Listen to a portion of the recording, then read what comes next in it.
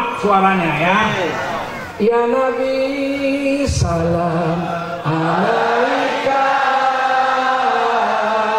ya Rasul salam. Kita adalah menkirim syariat. Takbir. Allahu Akbar. Allah yang telah memberikan kita nikmat iman, nikmat Islam, nikmat kesempatan, dan nikmat kesehatan sehingga kita bisa duduk menuntut ilmu, mendengarkan apa yang disampaikan, dituliskan oleh para ulama, dan bersilaturahmi di pagi hari ini. Tak lupa salawat beriring salam kita hadiahkan kepada junjungan alam, yang mana pada bulan ini adalah bulan kelahirannya, yaitu Nabi besar Muhammad sallallahu alaihi wasallam. Kita mintakan kepada Allah Subhanahu wa taala, mudah-mudahan Allah taala sampaikan salawat tersebut kepada beliau dan menjadi simpanan kita di hari akhir kelak. Amin amin ya rabbal alamin. Yang saya hormati pengurus Ketua BKM Masjid Al-Huda, yang saya hormati Ketua Forum Al-Ustadz Salman SE, yang saya hormati seluruh pengurus BKM 32 masjid Pak ya. Masya Allah, 32 masjid dan musola se-Kutalim Baru dan Sunggal. Jujur aja Pak, ini baru pertama kali saya tahu ada forum sebanyak ini. Mainnya kurang jauh Pak. Jadi ini baru pertama kali tahu ada forum masjid, perkumpulan orang-orang yang ikhlas di jalan Allah berkumpul. Kalau ada arisan, maka ini mungkin namanya arisan pengajian Pak ya, berganti-gantian. Masya Allah. Yang saya hormati juga seluruh orang tua kami, bapak-bapak dan ibu-ibu sekalian, mudah-mudahan semuanya mendapatkan rahmatnya Allah Subhanahu wa taala. Amin amin ya rabbal alamin. Hadirin sekalian, bapak-bapak dan ibu-ibu, bahwasanya pada pagi hari ini kita akan mengaji kitab Asy-Syama'il Al-Muhammadiyah. Budi pekerti, ciri-ciri akhlaknya Rasulullah sallallahu alaihi wasallam. Dikarenakan bertepatan dengan bulan Maulid. Kitab Asy-Syama'il Al-Muhammadiyah ini disusun oleh Al-Imam At-Tirmidzi, muridnya Imam Bukhari. Beliau mengambil beberapa hadis yang menceritakan tentang Rasulullah sallallahu alaihi wasallam, mulai dari bentuk fisiknya, mulai dari bagaimana beliau duduk dan segala macamnya, 24 jam sehari semalam. Mungkin ada beberapa hadis yang akan kita baca pada pagi hari ini insyaallah. Yang pertama hadis yang diriwayatkan oleh Sayyidina Ali bin Abi Thalib. Beliau berkata, lam yakun an-nabiyyu bit-tawil wala bil-qasir. Nabi itu tidak terlalu tinggi dan juga tidak pendek orangnya. Sayyidina Ali bin Abi Thalib berkata, siapa Sayyidina Ali bin Abi Thalib ini Bapak? Sayyidina Ali bin Abi Thalib adalah seorang anak yang dirawat oleh Rasulullah sallallahu alaihi wasallam sejak umur 6 tahun. Hidup bersama Rasulullah sallallahu alaihi wasallam. Ayahnya bernama Abu Thalib, seorang paman Nabi Muhammad sallallahu alaihi wasallam, yang mana keislamannya itu diperdebatkan oleh para ulama. Tapi apa urusan kita dengan keislaman seorang sahabat? Kalau kita katakan sahabat ini tidak keluarga Nabi ini tidak beriman dan lain sebagainya, yang mana itu diperdebatkan masih, kita ini siapa? Apakah kita juga sudah pasti masuk surga? Tentu yang sudah jelas di Quran disebutkan, maka itu kita katakan bahwa ia adalah penghuni neraka. Siapa Pak? tabbat siada Abi Lahabiu wa tab. Akan tetapi tentang Sayyidina Abu Talib, As-Sayyid Muhammad Zaini Dahlan dalam kitabnya Asnal Matalib fi Najati Abi Talib, beliau mengarang kitab khusus namanya Asnal Matalib fi Najati Abi Talib, tentang selamatnya Abu Talib. Itu pamannya. Konon lagi ayahnya Rasulullah Shallallahu Alaihi Wasallam. Konon lagi ibundanya Rasulullah Shallallahu Alaihi Wasallam. Maka guru kita bersama Al Habib Umar bin Hafidh mengatakan, laula amanat aminatun fil mahsyar ma amina ahad au kama qala. Kalau seandainya Siti Aminah tidak selamat di padang mahsyar, siapa pula lagi yang selamat di dunia, di padang mahsyar nanti? Seorang Siti Fatimah yang melahirkan Rasulullah seorang Siti Aminah, laula amana Aminah fil mahsyar fala amana fil mahsyari ahad au kama qala. Seandainya tidak ada yang selamat, seandainya Siti Aminah tidak selamat di padang mahsyar, maka siapa pula yang selamat? Maka para ulama menyampaikan kalau para orang tuanya Rasulullah sallallahu alaihi wasallam hidup di zaman fatrah. Ada yang menyampaikan bahwa Nabi Muhammad meminta agar orang tuanya dihidupkan kembali lalu beriman kepada Rasulullah sallallahu alaihi wasallam.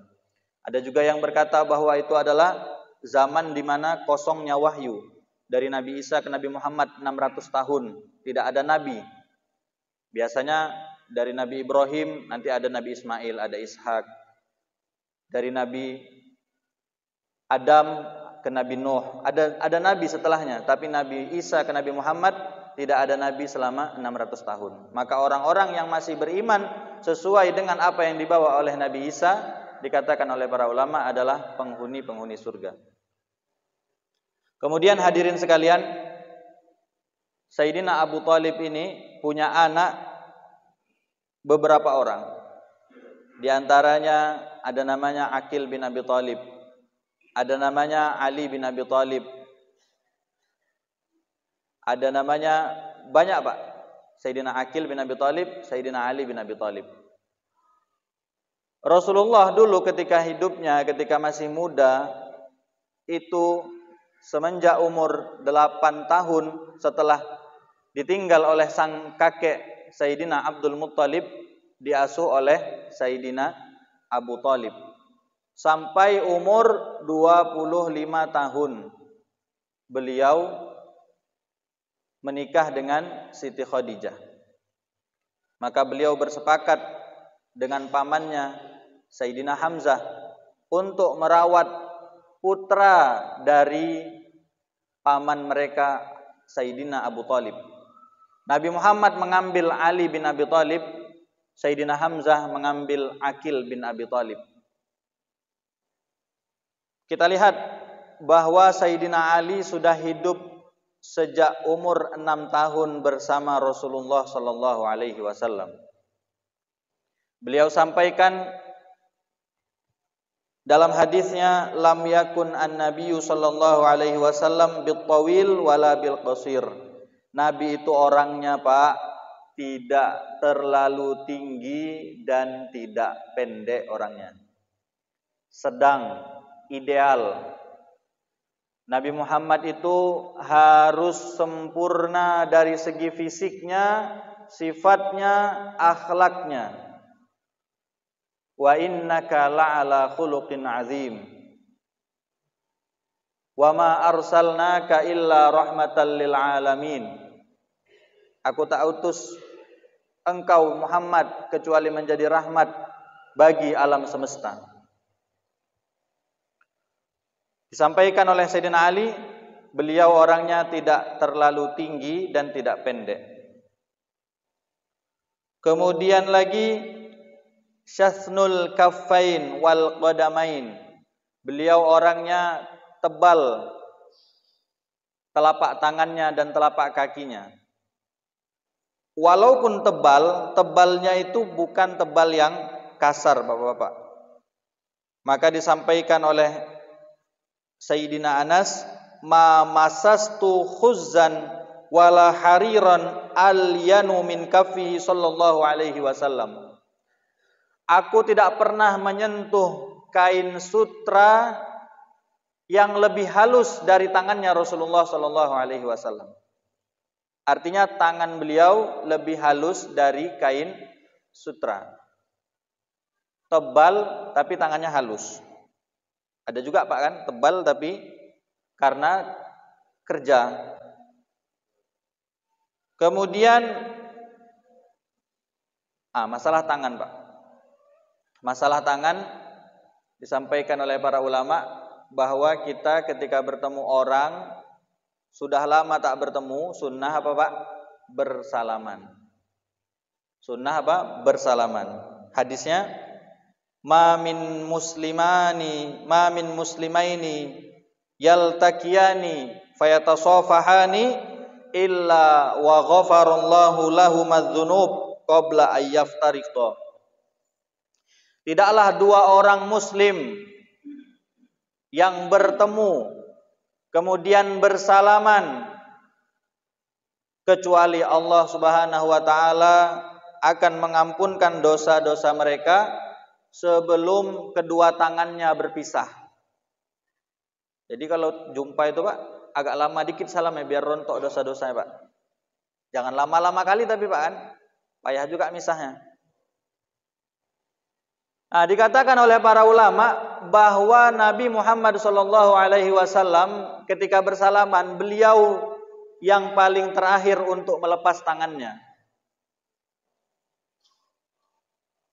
Adab akhlak beliau adalah beliau yang terakhir kali untuk melepas tangannya. Beliau yang sampaikan hadis ini bahwa orang yang bersalaman akan berguguran dosanya. Kita tanya Pak, Nabi Muhammad itu dosanya apa Pak? Ada dosa Nabi Muhammad Pak? Allah sudah ampunkan dosanya yang lalu dan yang akan datang. Ma taqaddama min dzambihi wa ma ta'akhkhar. Dosa yang lalu dan dosa yang akan datang. Maksum. Nabi Muhammad itu seorang manusia yang maksum. Seluruh nabi maksum. Artinya terpelihara dari dosa. Itu Nabi Muhammad. Lalu kita sebagai umatnya, mudah-mudahan kita bisa meniru beliau dengan bersalaman sesama saudara kita. Karena memang sudah zamannya Pak, sudah akhir. Bersalaman pun kita sulit, percaya sama orang kita sulit. Orang yang duduk di samping kita pun kadang-kadang kita nggak percaya. Padahal tandanya seorang muslim adalah orang yang man salimal muslimuna min lisanihi wa yadihi.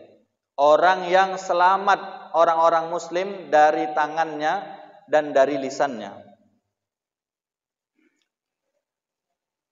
Kemudian ciri-ciri beliau lagi dhakhmur ra'si. Kepala beliau Pak, kepalanya Rasulullah SAW itu adalah besar. Artinya kan ada orang badannya besar, tapi nanti kepalanya kecil gitu. Ini enggak, Rasulullah itu badannya besar, kepalanya juga besar.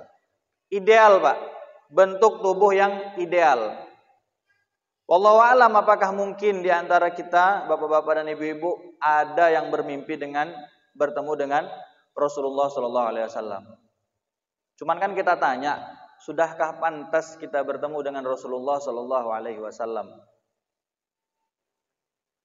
Adanya kita belajar mendengarkan kitab Syama'il Pak, sebagaimana dikatakan oleh Al-Imam Al-Manawi dalam syarahnya, al-udhunu ta'syaqu qablal aini ahyanan. Kadang-kadang kuping, telinga itu merasakan rindu sebelum mata melihat sesuatu yang ia ingin lihat. Kita mungkin belum pernah Pak bertemu Rasulullah dalam mimpi. Tapi mudah-mudahan dengan mendengarkan kitab Syama'il, hadis-hadisnya Rasulullah, dengan kita amalkan apa yang disampaikan oleh Rasulullah SAW, Mudah-mudahan Allah berikan rezeki kepada kita untuk bertemu dengan Rasulullah sallallahu alaihi wasallam dalam mimpi kita. Janjinya apa, Pak? Man ra'ani fil manam faqad ra'ani fa inna syaitan la yatamassalu bi au kama qala. Barang siapa yang pernah melihatku dalam tidurnya, dalam mimpinya, maka sesungguhnya dia benar-benar melihatku. Karena setan tidak bisa meniru diriku. Jadi kalau nanti Bapak ada melihat Rasulullah dalam mimpi, itulah beliau. Pak, tapi saya mimpi Rasulullah sampai paginya enggak subuh. Nah, itu berarti Pak, Allahu a'lam itu. Mimpi Rasulullah juga disertai dengan kebaikan-kebaikan setelah tidurnya. Bagus mana Pak? Mimpi makan babi, tapi sholat subuh dengan mimpi Rasulullah, tapi bangunnya jam 8 Pak. Nah, belum tentu itu Rasulullah. Kalau memang mimpinya bertemu dengan Rasulullah, bisa jadi itu adalah bayangan-bayangan kita aja. Tapi kalau memang bertemu dengan Rasulullah sallallahu alaihi wasallam, ciri-cirinya tadi disebutkan, salah satunya orangnya tidak terlalu tinggi dan tidak pendek, tapi lebih condong kepada tinggi, Pak. Misal tinggi manusia itu sekarang kan idealnya itu 180 lah kita bilang. Maka Rasulullah itu tidak terlalu tinggi sampai 200 cm atau 2 meter. Dan juga tidak pendek 150 cm atau 1,5 meter. Jadi Rasulullah itu 175 cm. Seandainya dimeterkan. Cuman kan kita nggak berani Pak untuk membuat ukuran pastinya. Tapi Rasulullah lebih condong kepada tinggi. Kemudian Pak, Sayyidina Ali ini punya ibunda namanya Siti Fatimah binti Asad. Jadi Sayyidina Ali itu punya istri namanya Siti Fatimah binti Muhammad dan punya ibunda namanya Siti Fatimah binti Asad. Siapa ini Pak, Siti Fatimah binti Asad? Dikatakan oleh Al-Imam As-Suyuti bahwasanya hanya ada 2 orang yang selamat dari himpitan kubur, Pak. Kubur itu akan menghimpit manusia ketika masuk ke dalamnya. Yang orang baik maka akan dihimpit kubur sebagaimana digendong oleh ibunya, dipeluk oleh ibunya. Adapun yang orang tidak baik akan dihimpit oleh kubur dan tulang rusuknya bertemu dengan tulang rusuk yang lain. Maka kata Imam Suyuti, hanya ada 2 orang yang selamat dari himpitan kubur tersebut. Tidak ada yang selamat. Hanya ada 2 orang. Yang pertama, kata beliau, orang yang sebelum tidurnya mengistiqomahkan membaca surat Al-Ikhlas. Qul huwallahu ahad, Allahus samad, lam yalid wa lam yulad, wa lam yakul lahu kufuwan ahad. Mudah-mudahan Pak bisa kita amalkan dan bisa kita istiqomahkan sebelum kita tidur. Dan yang kedua adalah Siti Fatimah binti Asad, yaitu ibundanya Sayyidina Ali bin Abi Thalib. Sebagian sahabat bertanya, "Ya Rasulullah, kenapa engkau sangat mencintai Siti Fatimah binti Asad?" Lalu Nabi jawab, "Beliaulah orang yang paling berjasa dalam hidupku setelah Sayyidina Abu Thalib, pamanku." Benar Pak, Nabi Muhammad itu 6 bulan dalam kandungan sudah ditinggal oleh ayahnya. Umur 4 tahun sudah ditinggal oleh ibundanya. Maka Siti Fatimah binti Asad adalah ibundanya Rasulullah sallallahu alaihi wasallam ketika Nabi dirawat oleh Sayyidina Abu Thalib. Beliau sebagaimana manusia pada umumnya, Siti Fatimah binti Asad pun wafat. Di hari wafatnya Rasulullah SAW turun ke liang lahatnya. Lalu kemudian berbaring untuk menenangkan Siti Fatimah, lalu membacakan Al-Quran, kemudian mencopot gamisnya, kemudian dipakaikan kepada Siti Fatimah binti Asad.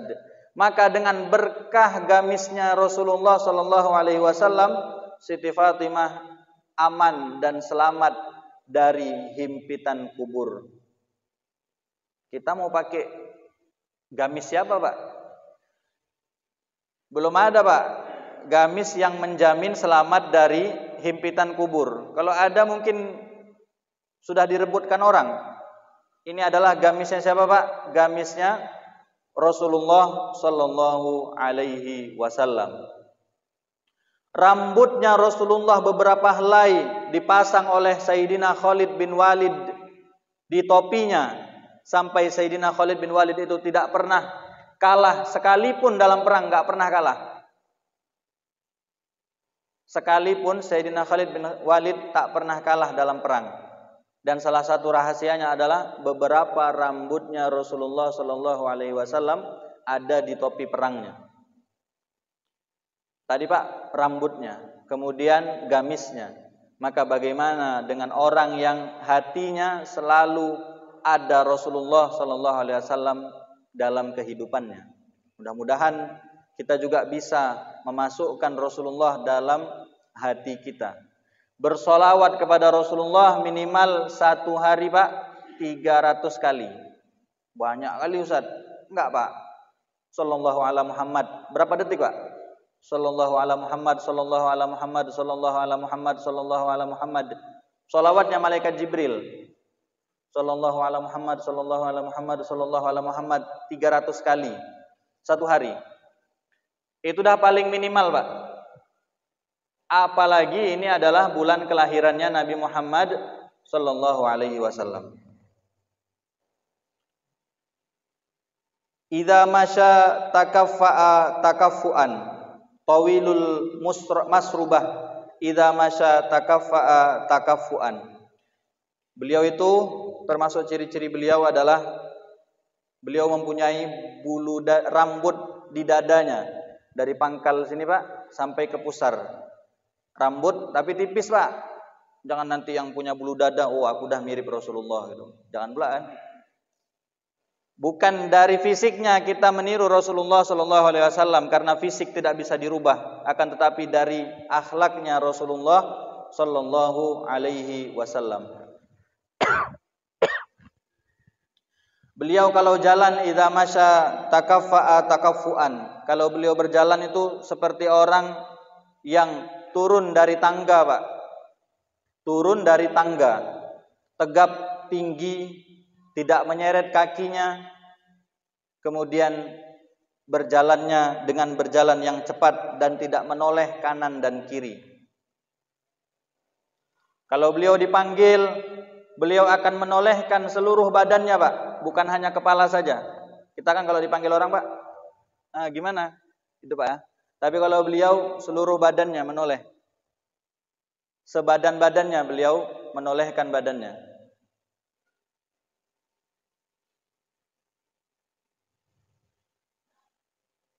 Ka'annama yanhattu min sabab, seolah-olah beliau turun dari tempat yang tinggi menuju tempat yang rendah. Lam ara qablahu wala ba'dahu mislah.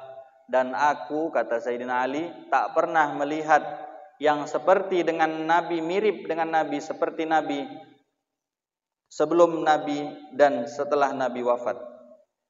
Sebelum hidupnya atau sebelum Nabi itu masih muda dan lain sebagainya, sampai beliau wafat, setelah Nabi wafat juga tak pernah ada yang sama dengan Rasulullah Sallallahu Alaihi Wasallam. Hadis yang kedua, Pak, tentang maulid ini, Pak. Tentang maulid, hadis ini dipakai oleh saudara-saudara kita. Kalian ini dah dibilang sama Nabi. Nabi itu nggak mau disanjung-sanjung. Nabi itu nggak mau dipuji-puji. Kenapa kalian puji, katanya? Kenapa kalian buat maulid? Kalau memang maulid itu bagus, sahabat udah buat. Kalau memang maulid itu bagus, tabi'in udah buat. Tapi ternyata siapa yang buat? Orang-orang yang jauh setelah Nabi, setelah sahabat, setelah tabi'in. Maka hadis yang mereka pakai kadang-kadang la tuturuni kama atratin nasara Isa bin Maryam. Jangan kalian puji-puji aku sebagaimana orang Nasrani memuji Isa bin Maryam. Dah, potong aja. Memang tukang sunat. Hadis dipakai sebagian-sebagian aja. Gimana Pak? Orang Nasrani mengagungkan, memuji Nabi Isa bin Maryam itu gimana Pak? Sampai dijadikannya apa Pak? Tuhan. Kata mereka, wa qalatin nasara Isa ibnullah. Orang Nasrani berkata Isa itu anaknya Tuhan. Kita tanya lah Pak, kita pas buat maulid itu, kira-kira ada nggak kita yang menuhankan Nabi Muhammad Sallallahu Alaihi Wasallam? Ada nggak Pak? Nggak ada. Kita semua menganggap Rasulullah adalah asyhadu anna Muhammadan abduhu wa rasuluh. Aku bersaksi bahwa Nabi Muhammad adalah hambanya Allah dan utusannya Allah Subhanahu wa ta'ala. Dan bahkan kullu man madaha Rasulullah fahuwa muqassirun li'anna man yastahiqu ayyahmada Rasulullah fahuwa Allah. Orang yang memuji Rasulullah pada hakikatnya masih ada pujiannya itu yang masih kurang Pak. Karena yang patut memuji Rasulullah hanyalah Allah Subhanahu wa taala. Wa innaka la'ala khuluqin azim. Sedangkan kita Pak, kalau muji Rasulullah, sholawat sama Rasulullah saja, itu kalimatnya sallallahu ala Muhammad atau Allahumma sholli ala Muhammad. Yang artinya sallallahu, semoga Allah memberikan sholawat ala Muhammad atas Nabi Muhammad. Atau Allahumma ya Allah sholli, sampaikanlah sholawat ala Sayyidina Muhammad kepada Tuhan kami Nabi Muhammad Sallallahu Alaihi Wasallam. Gak pernah kita ada yang pakai sholawat usolli ala Muhammad, aku bersolawat atas Muhammad. Kenapa Pak? Karena yang mengetahui kadar kemuliaan Rasulullah hanyalah Allah Subhanahu wa ta'ala.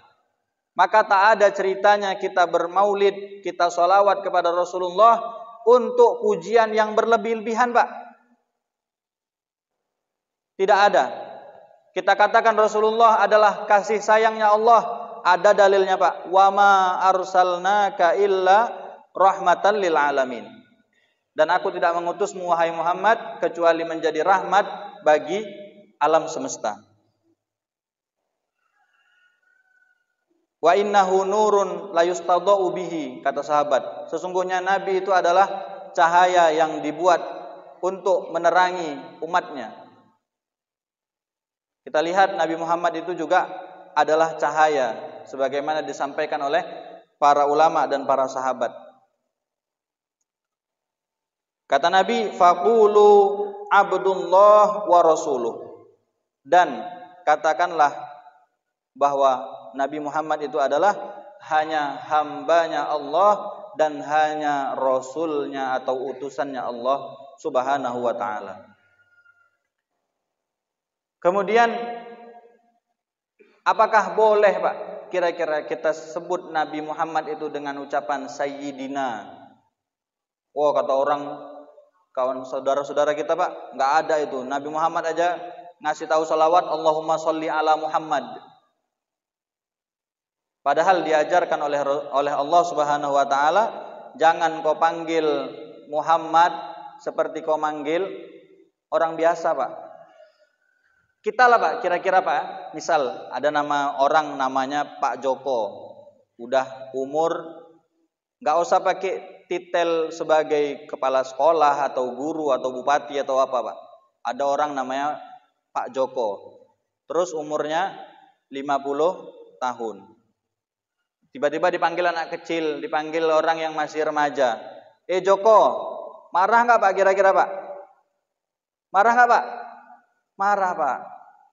Apalagi ini Nabi Muhammad, seorang nabi, seorang utusan Allah, orang yang telah menyelamatkan kita dari gelapnya zaman jahiliyah menuju terang benderangnya agama Islam. Maka kita berikan gelar kepada beliau Sayyidina Muhammad. Allahumma sholli ala Sayyidina Muhammad. Tapi kalau pakai sholawat tadi boleh juga Pak. Allahumma sholli ala Muhammad. Sudah paling singkat-singkatnya sholawat Pak. Jangan lagi Muhammad. Jangan disingkat lagi Pak. Ini orang Indonesia Muhammad masih disingkat lagi Pak. Mat ada. Ya Pak. Yang dipanggil apa? Yang namanya Muhammad masih disingkat lagi Mat. Kalau bisa disingkat lagi itu Pak, Mat itu. Enggak tahu lah gimana nyingkatnya. Tapi itu udah ada sholawat namanya sholawat Jibril, Allahumma sholli ala Muhammad.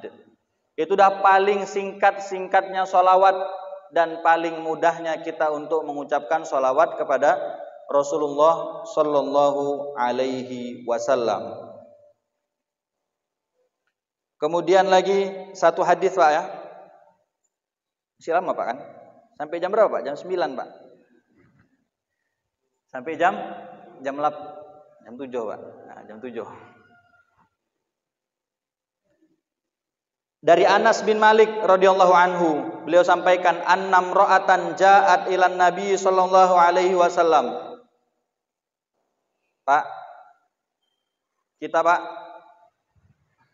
dalam riwayat itu dikatakan al-bakhil man dzukirtu indahu falam yusalli alayya au kama qala. Kata Nabi, orang yang pelit Pak, itu adalah ketika orang yang namaku disebut dia tidak bersolawat kepadaku. Jadi gimana Pak? Ketika kita dengar nama Nabi Muhammad, maka kita ucapkan sallallahu ala Muhammad. Kata Sayyidina Anas bin Malik, annam ra'atan ja'at ila Rasulillah sallallahu alaihi wasallam. Ada seorang perempuan datang kepada Nabi sallallahu alaihi wasallam. Lalu perempuan itu berkata, "Innali ilaika hajah." Ya Muhammad, ya Rasulullah, sesungguhnya aku memiliki sebuah kebutuhan. Aku ingin bicara. Ada yang ingin kusampaikan. Kira-kira gitu Pak. Kalau bahasa sekarang, Nabi, ada yang mau saya sampaikan. Gimana sifat tawadhu'nya Rasulullah sallallahu alaihi wasallam? Kalau orang yang udah tinggi Pak pangkatnya, tiba-tiba ada orang di tengah jalan terus bilang, "Ya Pak Camat, saya mau adalah nih yang mau saya sampaikan." Itu kira-kira, atau Pak Bupati, atau Gubernur, Pak Gubernur, ada ini Pak yang mau saya tanyakan, ada yang mau saya sampaikan. Pasti apa dibilangnya Pak? Oh itu bicara aja sama ajudan saya. Nanti apa yang mau Bapak butuhkan, Ibu butuhkan, ajudan saya nanti yang menyelesaikannya. Tapi kata Rasulullah, faqala ijlisi fi ayyi tariqil madinati syi'ti. Wahai ibu duduk saja di mana tempat di kota Madinah yang mau ibu duduk. Di mana aja ibu mau jumpa, terserah, silahkan. Ajlis ilaiki, dan saya nanti yang akan datang. Pertemuan Rasulullah dengan umatnya langsung tanpa ada perantara. Kalau ada umatnya mau curhat, langsung tanpa perantara. Sifat tawaduknya Rasulullah sallallahu alaihi wasallam. Padahal beliau masih bisa. Beliau bisa bilang, "Ibu, silakan hubungi Abu Bakar As-Siddiq. Ibu boleh sampaikan kepada Abdurrahman bin Auf. Ibu boleh cerita kepada Umar bin Khattab." Tapi Nabi Muhammad dengan tawaduknya menyamaratakan semua orang, mau yang mulia, mau yang di bawah, mau yang laki, mau yang perempuan, mau yang kecil, mau yang besar, semuanya disamaratakan oleh Rasulullah sallallahu alaihi wasallam sebagai tauladan kepada kita semua untuk bersifat tawadhu', rendah hati terhadap semua orang. Kata Nabi, ijlisi fi ayyi tariqil madinati syi'ti, ajlis ilaiki. Duduklah di jalanan kota Madinah mana saja yang ibu sukai, maka saya akan ikut duduk mendengarkan apa yang ibu sampaikan. Kurang lebih seperti itu, Pak. Jadi Pak, yang pertama tadi kesimpulannya adalah bahwa kita Pak sebagai umatnya Rasulullah tidak berhak untuk ikut campur tentang urusan bagaimana orang tuanya Rasulullah, bagaimana ayah dan ibundanya Rasulullah, dan bagaimana keselamatan pamannya Rasulullah Sallallahu Alaihi Wasallam. Karena kita saja Pak itu nggak tahu nanti entah di mana, entah di surga, entah di kerak neraka. Sok-sok pula ngurusin ayah ibundanya. Oh ini hadisnya sahih ini dalam kitab Sahih Muslim. Ibundanya, saya hanya menyampaikan hadis yang sahih. Lo enak kali. Kalau ayahnya Nabi, ibundanya Nabi masuk neraka, terus kita ini di mana Pak? Sebagai umatnya Nabi. Kemudian yang kedua, kata Nabi, jangan kau puji aku sebagaimana orang Nasrani memuji Isa bin Maryam. Yang kita lakukan selama ini, maulid arba'in, maulid salasin, maulid setiap malam Jumat, membaca kitab tentang maulid, itu semua tidak pernah lewat dari batasan yang digariskan oleh agama. Kita tak pernah sekalipun mengatakan Nabi Muhammad adalah anaknya Tuhan atau Tuhan itu sendiri. Tak pernah Pak. Ada nggak Pak kira-kira satu orang aja umat Islam yang mengatakan Nabi Muhammad itu adalah Tuhan? Nggak pernah ada. Yang kedua, belajar bagaimana sifat tawaduknya Rasulullah Sallallahu Alaihi Wasallam. Mana kiat-kiat bisa bermimpi dengan Rasulullah Sallallahu Alaihi Wasallam. Ada sebuah kisah Pak yang mana ada seseorang bertanya dengan pertanyaan yang sama Pak. Bagaimana seorang santri tanya ke kiainya, tanya ke ustadznya, bagaimana bisa jumpa dengan Rasulullah. Maka sang ustadz membawakan nasi, kemudian ikan asin, makanan semua dibawa sama ustadz tadi kepada santri tadi, tanpa membawakan air minum. Maka karena santri tadi pun sudah laparnya malam itu, dalam keadaan lapar, dan kebetulan santri ini juga hafal bahwa makanan orang soleh itu adalah obat, maka dengan senangnya dia makan. Makan, selesai makan, namanya orang makan kan butuh minum Pak. Tapi santri kadang segan mau bilang sama ustadznya. Akhirnya sang santri ini tidak berani untuk minta minum. Kemudian setelah itu, tak selang berapa lama, santri tadi setelah kekenyangan akhirnya tertidur. Dalam tidurnya dia bermimpi masuk ke dalam air terjun yang banyak, lalu meminum dengan sampai puas dia minum, sampai hilang semua hausnya. Besok pagi santri tadi datang. Ustadz, tadi katanya saya mau dijumpakan dengan Rasulullah dalam mimpi. Kok malah saya dikasih makan, gak dikasih minum? Yang saya jumpa dalam mimpi malah air terjun Ustadz. Kata sang Ustadz, kalaulah kamu memikirkan Nabi Muhammad seperti kamu pikir air minum sebelum tidurmu, maka insya Allah kamu akan berjumpa dengan Rasulullah Sallallahu Alaihi Wasallam. Itulah Pak, kita tanya dalam hati kita, kira-kira kita sudah mikirkan Rasulullah itu sebagaimana kita mikirkan air minum tadi enggak Pak?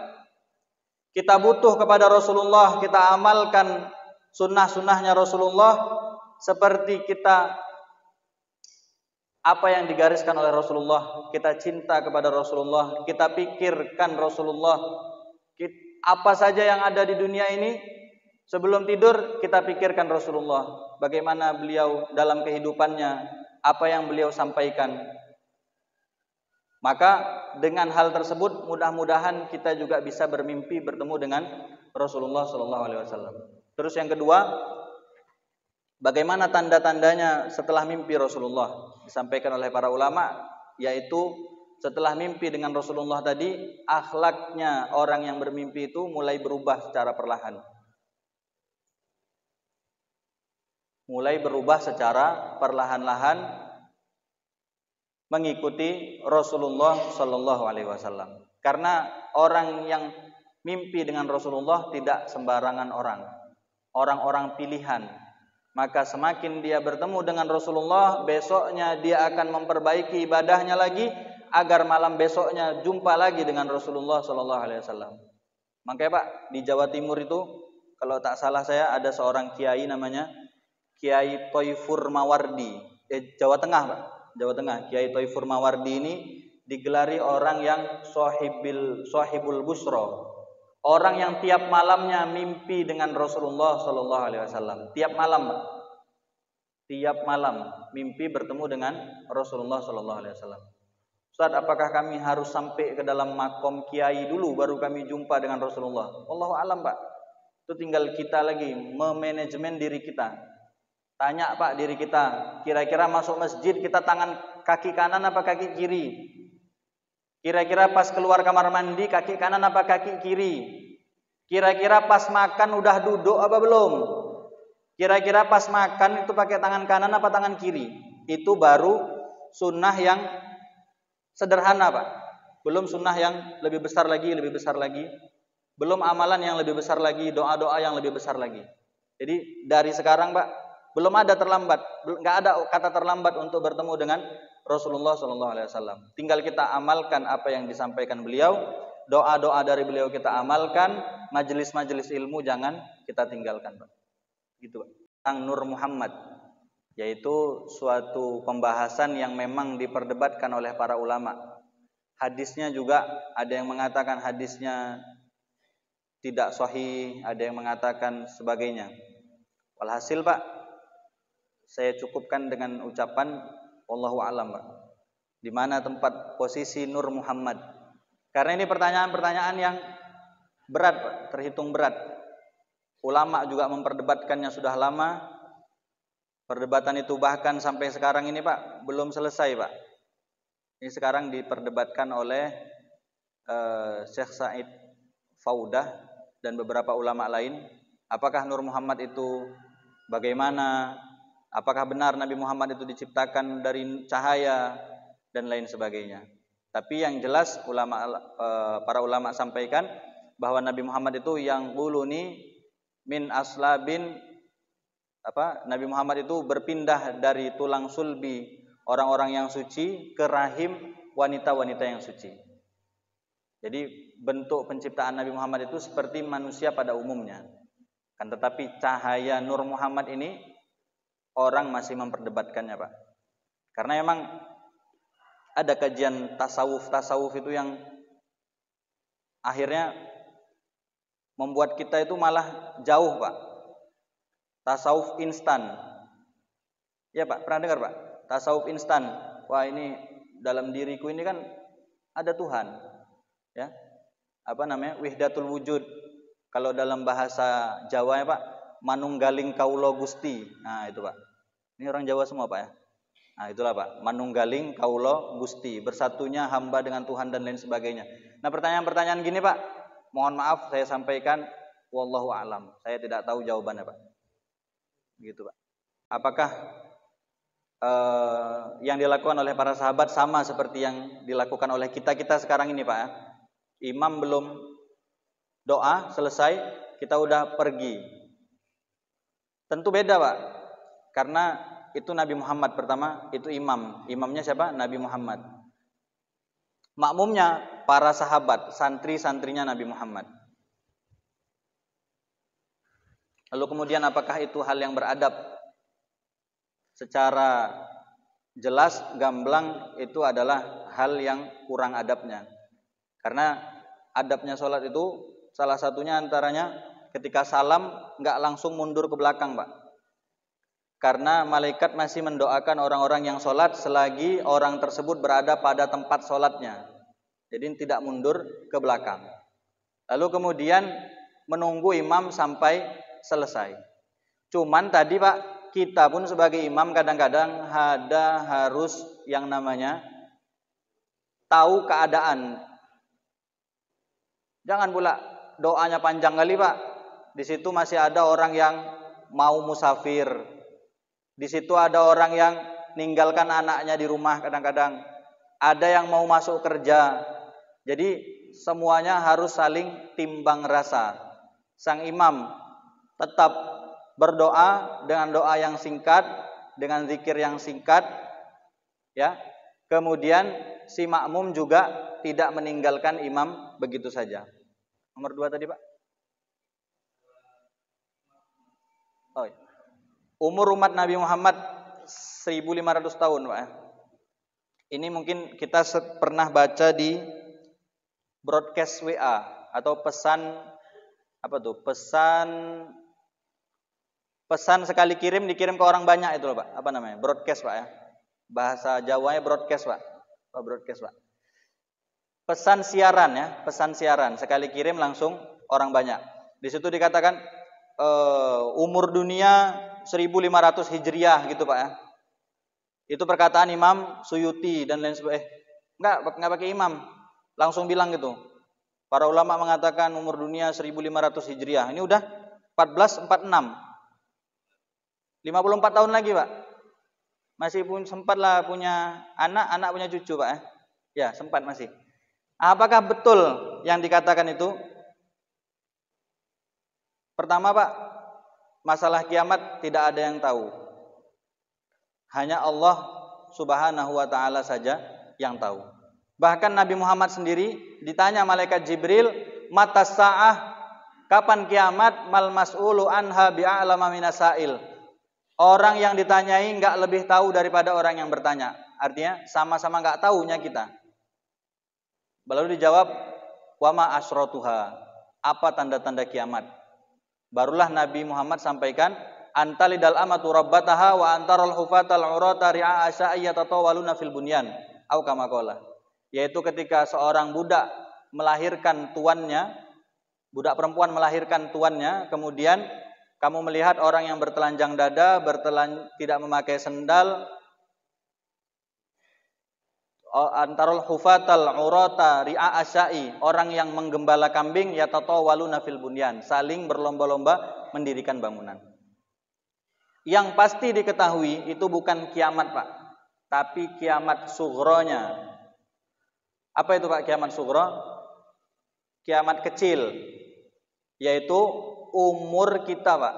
Umur kita sebagai umatnya Nabi Muhammad itu sudah diprediksi oleh Nabi, a'maru ummati bainas sittin wa sab'in au kama qala. Umurnya umatku itu antara 60 sampai 70. Itu, Pak, yang harus disiapkan. Selain kiamat kubro, kiamat yang hancurnya dunia ini, ada satu kiamat lagi yang lebih harus disiapkan, yaitu kiamat sughro. Masalah tahun berapa kiamatnya itu bukan urusan kita, Pak, karena kita pun nggak tahu, ya kan? Tahu pun nanti ya hanya menambah ibadah kita. Jadi ngapain nunggu tahu kiamat supaya ibadah bertambah? Tahu umurnya aja, Pak, yaitu a'maru ummati bainas sittin wa sab'in.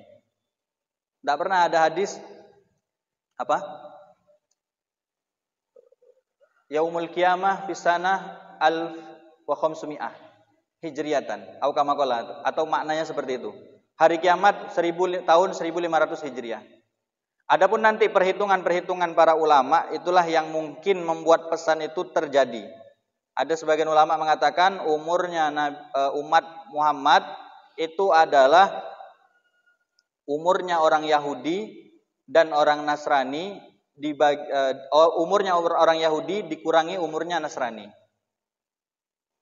Baru dihitung-hitung oleh mereka 1500 tahun. Cuman itu hadis yang disampaikan secara pesan siaran dari WA, dari nomor WA ke nomor WA itu adalah hadis yang disampaikan oleh para ulama-ulama kita yang dari Indonesia, adalah hadis yang tidak ada dasarnya, tidak ada dalilnya, tidak ada di kitab manapun disebutkan. Tapi yang lebih penting kita siapkan adalah a'maru ummati, umurnya umatku bainas sittin wa sab'in, antara 60 dan 70. Wah, ini umur saya udah 60 misalnya. Wah, sedikit lagi nih. 3 tahun lagi lah nih. Allahu alam, tapi kan kita nggak ada yang tahu Pak ya. Bisa jadi yang tua duluan, baru yang muda belakangan, atau yang muda belakangan yang tua duluan. Mang payah Pak, kalau udah bicara mati ini nggak ada yang siap Pak. Allahu alam. Artinya Pak, arti umur umatnya Nabi Muhammad itu 1500 Hijriah adalah setelah 1500 Hijriah itu, sesuai pemahaman itu adalah akan adanya umat yang nggak kenal lagi dengan ucapan Allah Pak. Nggak ada di muka bumi ini satu orang pun yang mengucapkan kalimat Allah. Artinya nggak ada lagi yang Muslim. Itu kenapa? Karena angin yang itu Pak, angin yang mencabut nyawa seluruh umat Islam. Jadi yang tinggal wala taqumul qiyamah illa ala syirarin min ummati au kama qala. Dan kiamat itu tidak terjadi kecuali terhadap orang-orang jelek di antara umatku. Tetap namanya umat Muhammad, cuman tinggal yang jelek-jeleknya saja. Tinggal yang bejat-bejatnya saja, Pak. Gimana nggak bejat? Ketika itu orang yang paling baik ketika mau kiamat adalah orang yang mengatakan kepada orang-orang yang berzina, kalian nih kalau bisa minggir sikit lah, jangan di tengah jalan. Sudah seburuk itu, Pak. Nah, artinya memang tetap umat yang ada setelah hilangnya umat-umat yang mengatakan la ilaha illallah Muhammadur Rasulullah adalah umatnya Nabi Muhammad, tapi umat yang syiror, yang jelek-jeleknya. Umat dakwah Pak, kan ada umat dakwah, yaitu orang-orang kafir tetap wajib didakwahi walaupun mereka adalah orang kafir, karena mereka pada hakikatnya adalah umatnya Nabi Muhammad sallallahu alaihi wasallam. Wa ma arsalnaka illa rahmatan lil alamin. Cuman masalah hadisnya Pak disampaikan bahwa itu tidak ada landasannya, karena tidak ada kepastian langsung. Ya secara ini aja, kalimat hijriyah aja itu tidak ada belum ada di zaman Nabi Pak. Kalimat hijriyah itu adanya setelah zamannya Umar bin Khattab. Dibuatlah hijriyah, yaitu perhitungan tahun setelah hijrahnya Rasulullah Sallallahu Alaihi Wasallam. Jadi Pak, tentang pertanyaannya, kenapa sholawat itu hanya Allahumma sholli ala Muhammad wa ala ali Muhammad? Pertama, nama Nabi Muhammad itu Pak ada 214 nama Pak, sebagaimana disebutkan dalam kitab Dalailul Khairat. Dari 200-an nama itu ada nama-nama yang khusus. Nabi Muhammad di langit disebut Ahmad, Nabi Muhammad di bumi disebut Muhammad. Nah, yang baru kita ketahui sholawatnya, yang masyhur di telinga kita adalah Allahumma sholli ala Muhammad. Bolehkah pakai sholawat dengan sholawat yang lain, nama Nabi yang lain? Boleh Pak, tidak masalah. Masih ada Allahumma sholli ala Yasin, Allahumma sholli ala Al-Musyaffa, Allahumma sholli ala Asy-Syafi', Allahumma sholli ala Sayyidina Ahmad. Begitu Pak. Jadi tinggal kita mau pakai nama yang mana. Masalahnya kan Pak, enggak semua orang hafal 200 nama itu Pak. Jadi kita ambillah nama yang paling masyhur di telinga kita, yaitu Allahumma sholli ala Muhammad. Boleh enggak sholawat pakai nama yang 200 tadi? Boleh Pak. Silahkan beli kitabnya di toko-toko terdekat, namanya Dalailul Khairat. Sholawat seminggu. Ada sholawat Senin, sholawat Selasa, sholawat Rabu, sholawat Kamis. Lengkap. Sholawat dengan nama Nabi Muhammad 200-an nama lengkap. Sholli ala Yasin, sholli ala Al-Bashir, sholli ala Nadhir, sholli ala Musyaffa, sholli ala Syafi', sholli ala Sahibit Taj, sholli ala Sahibil Buraq, sholli ala Sahibul Jibril, dan lain sebagainya Pak. Itu kan payah Pak, hafalnya 200 Pak. Kita ambil yang paling masyhur Allahumma sholli ala sayyidina Muhammad. Wallahu a'lam. Mantap juga pantunnya, Pak. A'udzu billahi minasyaitonir rajim. Bismillahirrahmanirrahim. Alhamdulillahirabbil alamin. Hamdan syakirin, hamdan na'imin, hamdan yuwafi ni'amahu wa yukafi mazidah. Ya Rabbana lakal hamdu kama yanbaghi li jalali wajhikal karim wa 'azimi sultanik. Allahumma ja'al majlisana hadza majlisan marhuma wa la taj'al majlisana hadza majlisan matruda. Ya Allah, kami berkumpul pada pagi hari ini untuk mencari rahmat-Mu ya Allah, maka turunkanlah rahmat-Mu ya Allah. Berikanlah kami taufik dan hidayah-Mu ya Allah. Berikanlah kami kemudahan untuk beristiqomah ya Allah. Ya Allah yang maha membolak-balikkan hati, tetapkanlah hati kami dalam agama-Mu ya Allah. Istiqomahkanlah kami ya Allah. Takdirkanlah kami sebagai hamba-hamba-Mu ya Allah.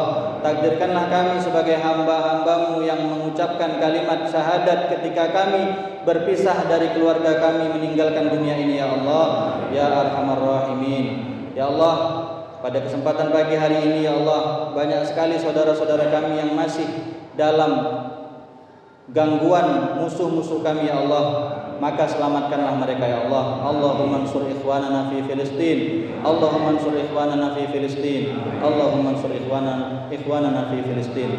Rabbana atina fid dunya hasanah wa fil akhirati hasanah wa qina adzabannar. Sallallahu ala sayyidina Muhammad wa ala alihi wa sahbihi wasallam. Walhamdulillahi rabbil alamin.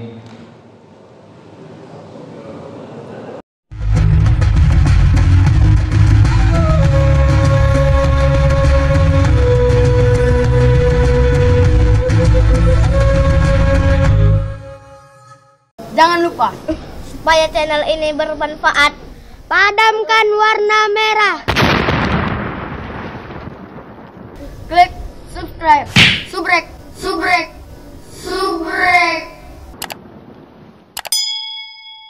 Kalau suka, like. Jangan lupa bagikan ke sahabat dakwah dengan cara share video ini. Komen di bawah ini ya teman-teman.